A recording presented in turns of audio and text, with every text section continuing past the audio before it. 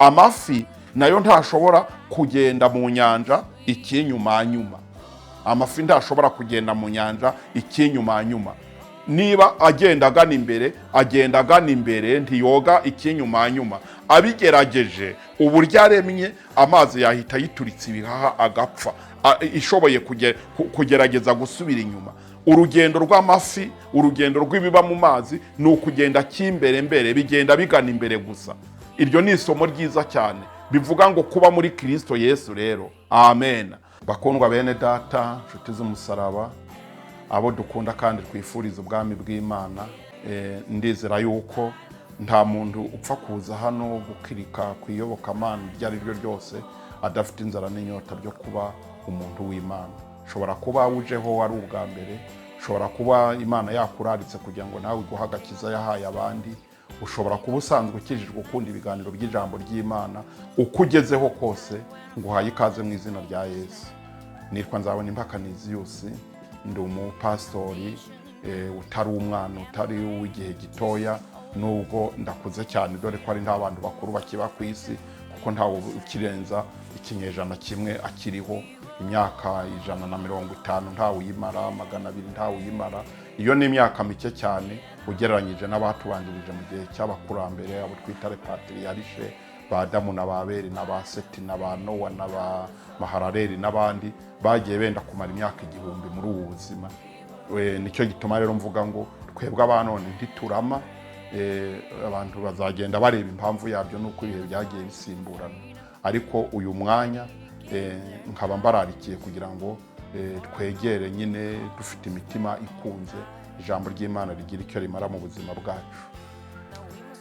Ndagira rero ngo dusome igice cya mbere cy'Itangiriro, umurongo wa 20. Turasoma igice cya mbere cy'Itangiriro, umurongo wa 20, kumve icyo ijambo ry'Imana ritubwira. Turasoma tugeze hepfo kwa 23. Imana iravuga iti: amazi yuzuremwe ibyigenza byinshi cyane bifite ubugingo, kandi inyoni n'ibisiga biguruke mu isanzure ry'ijuru. Imana irema ibifi binini byo mu nyanja n'ibintu byose byigenza bifite ubugingo, amazi biyuzuramo nk'uko amoko yabyo ari. Irema ibisiga byose nk'uko amoko yabyo ari. Imana ibona ko ari byiza. Imana ibiha umugisha iti: mwororoke mugwire, mwuzure amazi yo mu nyanja, inyoni n'ibisiga byororoke mu isi. Buragoroba buracya, uwo ni umunsi wa 5. Amen. Aya magambo dusomye ndagira ngo tuyasengere, bityo agira icyo akora mu buzima bwacu nk'abizera. Mana yacu, umugisha ijambo ryawe. Ndi umuntu urivuga ariko wambabariye ibyaha, ndi umwana w'Imana, nicyo gituma ndafite isoni zo kuguhamya.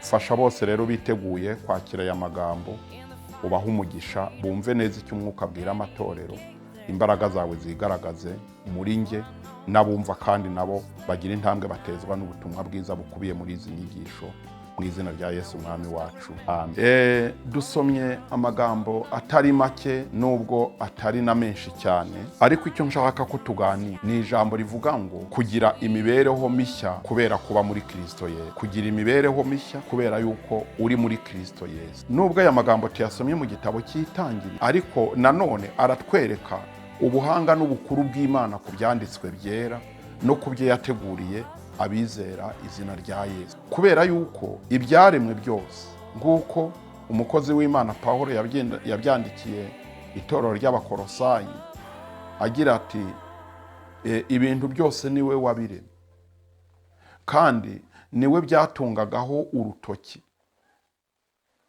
Imana rero yakoze ibishoboka byose kugira ngo yerekane yuko muri Kristo Yesu ariho harangirira ibintu byose Imana yashakaga kuzakora ubwo yateguraga kurema ikiremwa muntu.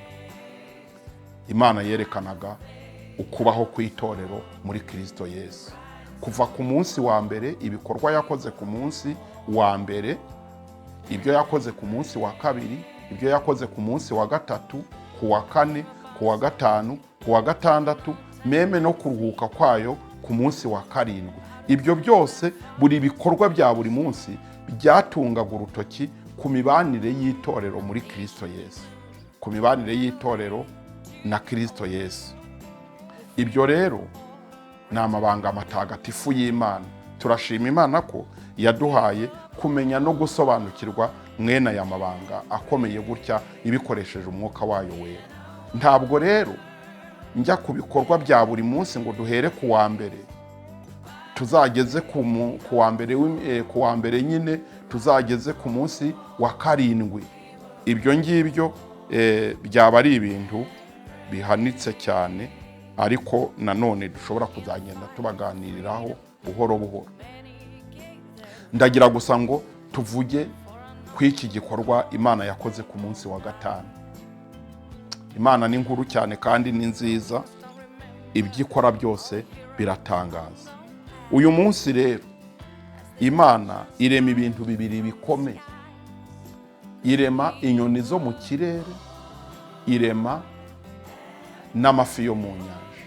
Ibi bikorwa bibiri Imana yakoze cyangwa yaremye ku munsi wa gatanu birerekana kubaho mu mwuka, kubaho muri Kristo Yesu, n'uburyo aba ari imibereho mishya umuntu yinjiyemo. Nicyo gituma Bibiliya itubwira ngo umuntu wese yageze muri Kristo Yesu aba abaye icyaremwe gishya, ibya kera biba bishize, ibintu byose biba bihindutse kuba bishya. Ni ukuvuga abavutse ubwa kabiri. Ibyo ngibyo Yesu yabiganiriye na Nikodemu. Nikodemu ntiyabyumva ubwo yabazaga ngo umuntu yasubira gute mu nda ya nyina. Ariko umuntu wese waremwe n'Imana akaza gucumura kubera gukururuka nyine kw'ibyaha byinjiriye mu Edeni kuri Adamu na Eva, abagiye bavuka bose bororokeye kuri abo bakurambere, abatari muri Kristo Yesu bagiye bagenda bishora mu byaha. Ariko Yesu yazanywe no kugira ngo abidukuremo, kongere tuvuke ubwa kabiri, tugende mu bundi buzima bushya bubonerwa muri Kristo Yesu. Uko niko kubaho mu mibereho mishya. Muti none ibyo bintu bihuriye he n'iki gikorwa Imana yakoze ku munsi wa gatanu? Aho bihuriye rero naha. Inyoni n'ibisiga ni ibiremwa bifite ubushobozi bwo kuzamuka mu kirere. Umwuka wa pezanteri, umwuka wa rukuruzi y'isi ntushobore kubikurura ngo bikogote. Ibindi bintu iyo bigiye mu kirere uzareba ibyo ujugunye yo bihita bihubuka bikagaruka, ariko ibi biremwa byo birazamuka bikarenga uwo mwuka wa rukuruzi y'isi, ntushobore kugira icyo ubitwara. Ni ukuvuga ngo muri byo biremanwe itegeko nyamukuru rishobora kuganza cyane, itegeko ry'umwuka w'isi ukogota ibintu bigiye mu kirere ngo byongere bigaruke. Ariko inyoni n'ibisiga byo biragenda bigasuzugura uwo mwuka wa rukuruzi, maze bikanyanyagira ikirere ntibishobore kongera guhubuka, nk'uko ibindi bintu bitaremanwe ubwo bugenge bidashobora kugenda ngo bigende binyure mu kirere. Waza kuvuga uti none se abana b'abantu ko bakoze indege, ko bakoze ibyogajuru, ko bagize gute? Ibyo barabikoze, ariko nanone bagendeye ku bugenge bw'iby'Imana yakoze. Nk'indege mu Gifaransa bayita avion. Iyo rero urebye iyo abbreviation cyangwa ayo magambo ahinnye asobanura iby'indege mu rurimi rw'Igifaransa, usanga nanone bigenda bigaruka kuri bwa bugenge bw'Imana. Indege ikanyanyagira ikirere, noneho ntigishobore nabwo kuyikogota ngo kiyigarukane, kireka umudereva wayo, umupilote wayo abyemeye, abihaye uburenganzira. Ariko nabwo bavuga ko ari appareil volant, ngo ikintu kizamuka, appareil izamuka mu kirere ikaguruka. Ibyo rero iby'Imana yakoze abantu bagiye babyireferaho bagashobora kuba bakora ibindi. Biriya ni ibikorano, si ibiremano. Inyoni n'ibisiga byo birabiremanwe. Imana ishimwe kubera kugira neza kwayo n'ibintu yagiye ikora kugira ngo yerekane ugukora kw'itorero muri Kristo Yesu. Noneho rero inyoni igategeka uwo mwuka wa rukuruzi. Cyo ngira ngo mbabwira aha ngaho bene data, gutunga ubukirisitu, kuba muri Kristo Yesu, hari ibintu byinshi gituma ubona abantu benshi ku isi byabananiye kwinjira mu bukristo nyabwo, ni ukubera bya rukuruzi. Hari umwuka w'isi, hari rukuruzi y'isi, umwuka wa kamere, umwuka w'ibyaha, umwuka ugenda ukogota abantu ubagarura mu byaha, ubagarura kuba ab'isi. Pawulo yawuvuzeho mu rwandiko yandikiye Abagalatiya bice 5 guhera ku murongo wa 16, aho yavuze ati ndababwira ngo muyoborwe n'umwuka, nibwo mutazakora ibyo kamere irarikira, nibwo za rukuruzi zitazabakogota ngo zibashobore, nimwambara amababa muguruke muzirenge.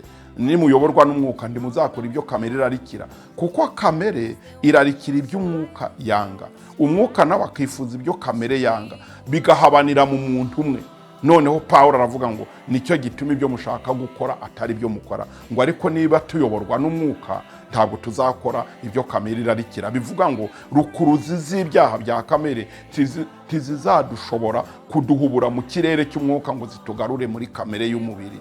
Noneho aranavuga ati dore imirimo ya kamere, dore ibikogota abantu bikababuza gukomeza kuzamuka mu kirere cy'umwuka ngo baguruke bamere nk'inyoni ziri mu mwuka.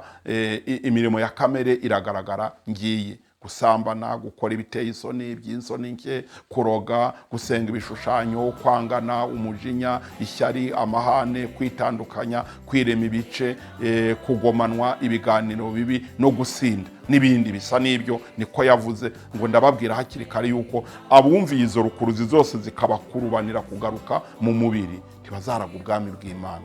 Iyo ni imirimo rero tubona mu ijambo ry'Imana, abantu batashoboye kwambara amababa yo kwizera Imana ngo bemere kwinjira neza muri Kristo Yesu banyuze mu nzira yo kwihana no gukizwa ibyaha bya kera. Izo kamere nizo zibakogota, wamubwira uti nyamuneka ihane tujyane mu ijuru niwizera umwami Yesu, ngo wapi, ngo ngewe sinabishobora, ngo ibyo byanyu ngo by'ubukirisitu ngo ndumva bindenze, ngo binyaka umudendezo wanjye. Aracyafite za rukuruzi, mu musengere ntabwo ari we, ahubwo afite ibimukurura byinshi bimubuza kuguruka ngo abirenge, ariko inyoni zo ziraguruka zikabirenga. Bivuga ngo Abakristo Yesu, Bibiliya iratubwira ngo twabambanye kamere niruba n'irari ryayo. Abakristo Yesu, ibyo bintu byose byananiye abandi bakobwa, byananije abandi bahungu, byananije abagore benshi, binaniza abagabo benshi, ariko abagabo bari muri Kristo Yesu, abagore bari muri we, urubyiruko rw'abahungu n'abakobwa ruri muri we bashoboye kubitsinda rwose.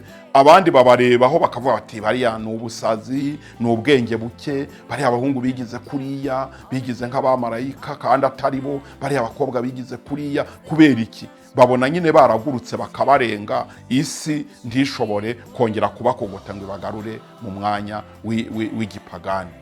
Ndashima Imana rero ko Imana yadushoboje kumenya neza icyatumye uyu munsi wa gatanu ikora biriya biremwa ngo bitungire urutoki imibereho tuzagirira muri Kristo Yesu. Ubu twateye intambwe yo kurenga pezanteri y'isi, rukuruzi y'isi ntishobora kudutwara. Nubwo abandi basinda tureba, basambana, bakora ibyaha, bangana, barwana, basinda, basebanya, ariko mu by'ukuri bene data, ibyo byose natwe twambaye imibiri nk'iy'abandi. Ku bagabo turi nk'abandi, ku bagore muri nk'abandi, ku bahungu n'abakobwa muri nk'abandi, ariko iyo bigeze mu buzima bw'umwuka no gutunga Kristo nibwo babona mwaragurutse mukabirenga. Icyubahiro kibi cy'Imana yatangije umurimo w'itorero hano mu isi, ibitungishije urutoki muri biriya biremwa yakoze kuri uriya munsi wa gatanu.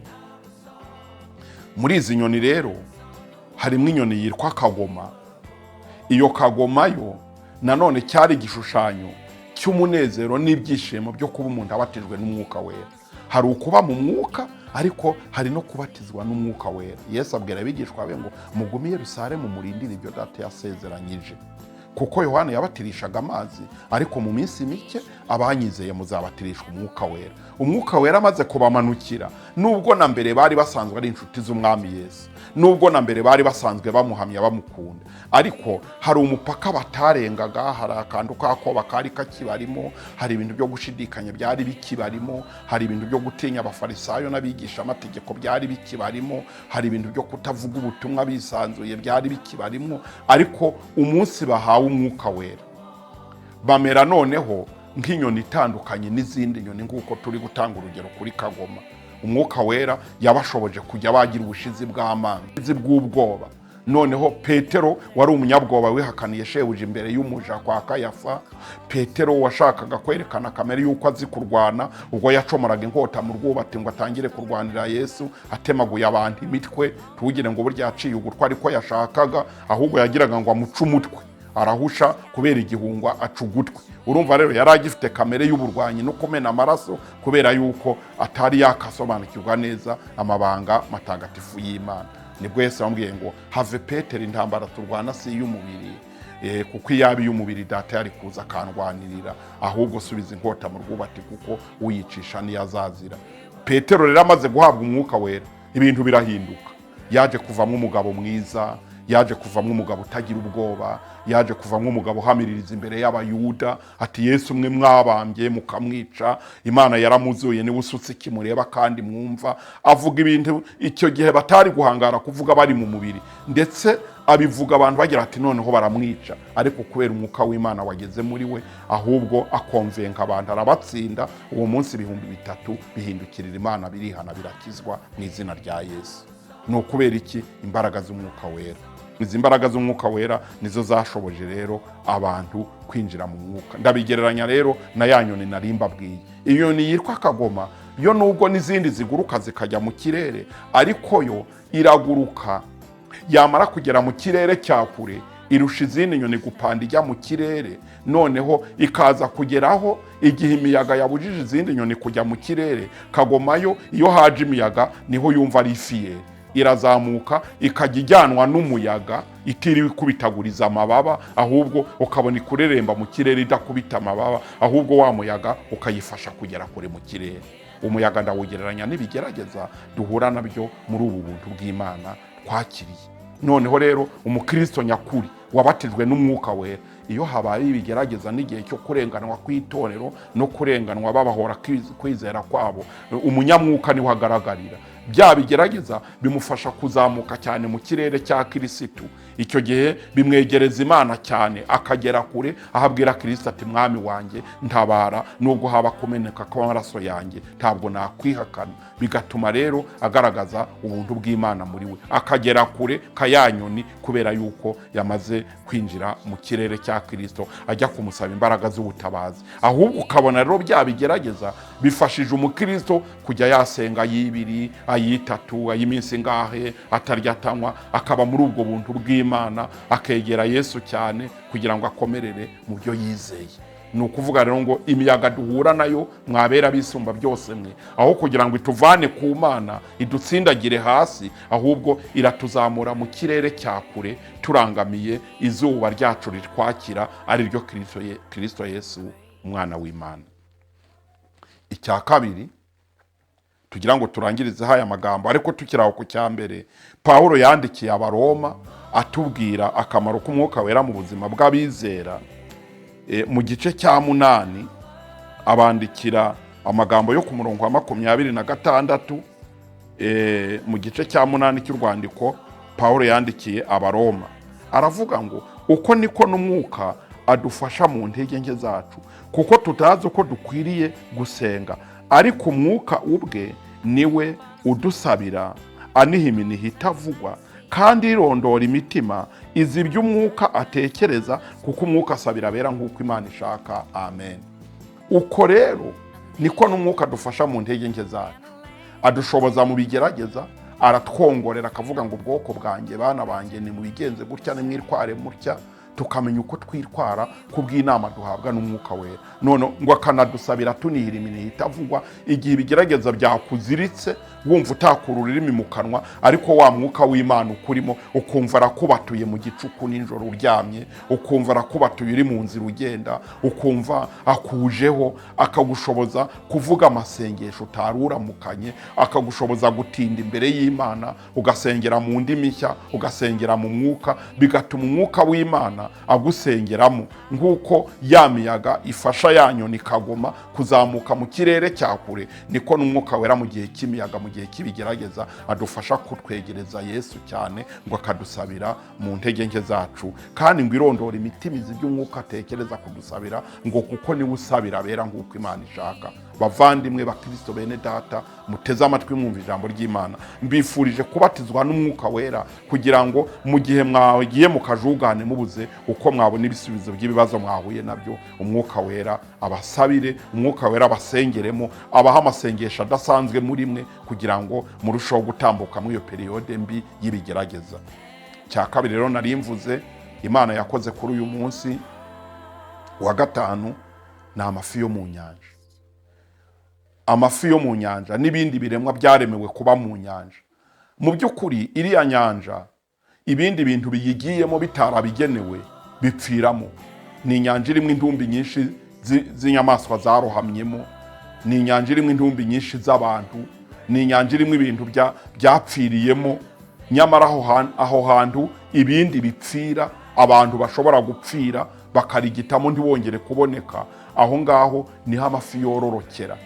Haleluya! Amafi abyariramo, akororoka, akuzukuruza, akamaramwo ibinyejana n'ibinyejana. Yabayemo mbere y'ivuka rya Yesu, n'ubu abantu baracyagenda bavomamwo abana bayo bagakomeza barya ntashiremo, kubera yuko Imana yaremanye ubugenge bwo kuba mu nyanja. Inyanja yica ibindi, yica abantu, ariko yo akororokeramo akabyariramo abana bayo bakabaho, nuko kubera yuko afite ubwo bugenge. Naho icyo kiremwa nacyo akaba ni ikiremwa nk'uko nababwiye ngo ibiremwa bya buri munsi byose byatungaga urutoki kuri Kristo n'itorero rye, imibanire bazagirira muri Kristo Yesu. Ari nacyo gituma iri somo naryise imibereho mishya y'abari muri Kristo Yesu.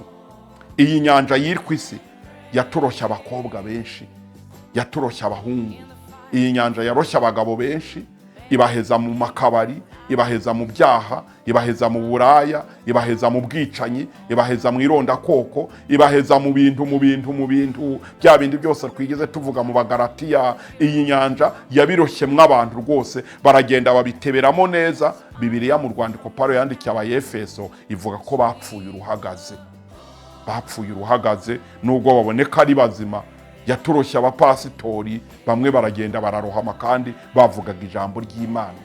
Ituroha abalisansiye, abadogiteri, abakomeye, aboroheje, abacuruzi, abahinzi, aborozi, abadandaza, abantu b'ingeri zose. Iyi nyanja yatwishe urubyiruko. Mbega iyi nyanja yisha abantu benshi babuza kwizera Imana ngo binjire mu buzima bw'iteka ryose. Nubwo bimeze bityo, bakaba barayorohamyemo gutyo, bakaba bapfuye uruhagaze, ariko irimo abahungu bazima, irimo abasore, abakobwa bazima, irimo abagabo bazima, bayinyuramo nabo bambaye imibiri nk'iy'abandi, nk'uko Pawulo yavuze ngo nubwo tugenda dufite imibiri nk'iy'abandi bantu, ngo ariko kurwana kwacu si nk'uko abantu. Nubwo iyi nyanja yatumazeho abantu gutyo, nyamara iyi nyanja irimo abantu bazima bayororokeyemo, bayibyariramo, batitaye ku ntumbi za benshi bayirohamyemo, bakaba bafite amahoro n'umunezero babonera muri Kristo Yesu. Nicyo gituma uzayisangamo abasore bubaha Imana kandi bambaye imibiri nk'iy'abandi basore. Uzayisangamo abakobwa bubaha Imana, uzayisangamo abagore n'abagabo bubaha Imana, uzayisangamo abakomeye bubaha Imana. Abandi bitwaza ngo gukomera kwacu ndikwatuma twubaha Imana, ariko uzayisangamo abakomeye bubaha Imana. Uzayisangamo abasirikari bakuru n'abatoya bubaha Imana, mu gihe abandi bavuga bati wapi nta watungana ubukristo n'igisirikare. Uzayisangamo abapolisi bubaha Imana, uzayisangamo abacuruzi bubaha Imana. Iyi nyanja uzayisangamo abadogiteri bubaha Imana, uzayisangamo abalisansiye bubaha Imana, uzayisangamo abakene bubaha Imana. Abandi bavuga ngo ngewe ngo nibyo byanyu sinabijyamo, ngo Imana ndiyandemye nk'abandi, ngo narakennye. Ariko uzasangamo abandi bakene bubaha Imana, nubwo abandi bakene bagenzi babo byabananiye ikaba yarabishe uruhagaze. Birakwiriye rero ngo tumenye amayeri yo kuba muri iyi nyanja ejo itazatugira nk'abandi. Icyo ngira ngo ndangirizeho mbabwira kuri iri somo nuko ibintu nabyo byaremewe kuba mu mazi bifite itegeko ndakuka ry'ubugenge rurema yabihaye. Amafi nayo ntashobora kugenda mu nyanja ikinyumanyuma. Amafi ntashobora kugenda mu nyanja ikinyumanyuma. Niba agenda agana imbere ntiyoga ikinyumanyuma. Abigerageje uburyo aremye, amazi yahita yituritse ibihaha agapfa, ishoboye kugerageza gusubira inyuma. Urugendo rw'amafi, urugendo rw'ibiba mu mazi ni ukugenda cy'imbere, bigenda bigana imbere gusa. Iryo ni isomo ryiza cyane bivuga ngo kuba muri Kristo Yesu rero. Amen. Ntabwo bidusaba kugenda dusubira inyuma ngo hari abandi basubiyemo biremera, ngo hari abandi basubiye inyuma ngo barongera baragaruka biremera. Ushobora kugerageza gusubira inyuma noneho ugahita upfa mu mwuka. Birasaba abakristo bene data, niba twarapfukamiye Imana tukaba muri Kristo Yesu, dukomeze urugendo rwacu tugana imbere, tidusubira inyuma. Nibwo tuzashobora kuba muri iyi nyanja, kuko abashatse gusa n'abandi bagenda basubira inyuma ntabwo bongeye kubaho mu buzima bw'umwuka. Ariko nidukomeza tugana imbere, mu by'ukuri tuzagera i Siyoni mu rurembo Kristo Yesu yaduteguriye. Waza kumbaza uti none se ntabasubira inyuma bakongera bakabyuka bakagaruka?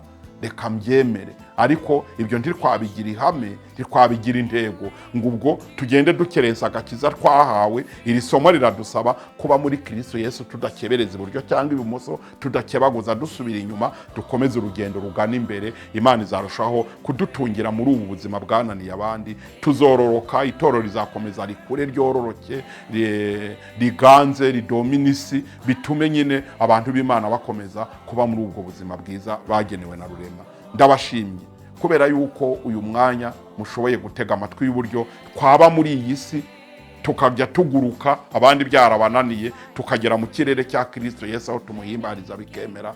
Twaba muri iyi si imeze nk'inyanja, nyamara tukayibamo, tukayitungiramo ubwenge bwo kuyigendamo neza, tudasubira inyuma, kugira ngo inyuma hatazatwica hakatubuza ubugingo. Imana ikazatubona muri za ntumbi zindi z'abapfuye uruhagaze, kandi twari twarinjiye mu bugingo bushya Kristo yageneye abamukunda, abinyujije muri uyu munsi w'iki kiremwa Imana yaremye ku munsi wa gatanu.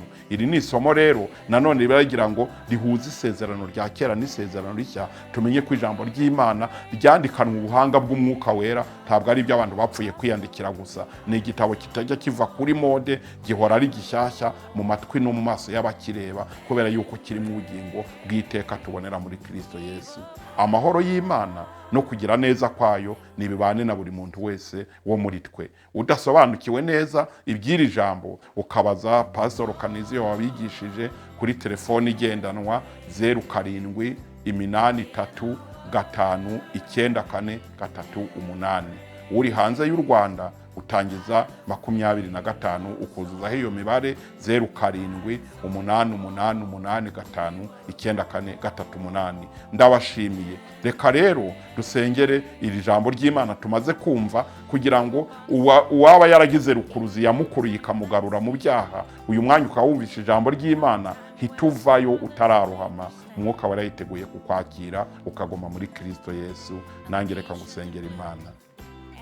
Uwiteka Mana yaturemye dukunda kandi tubeshejeho, ngushimiye ijambo ryawe rizima wemeye ko rivugirwa imbere y'abantu bangana kuriya, abo tutareba ariko wowe ureba, abo abazashobora kurikurikirana urabakunda.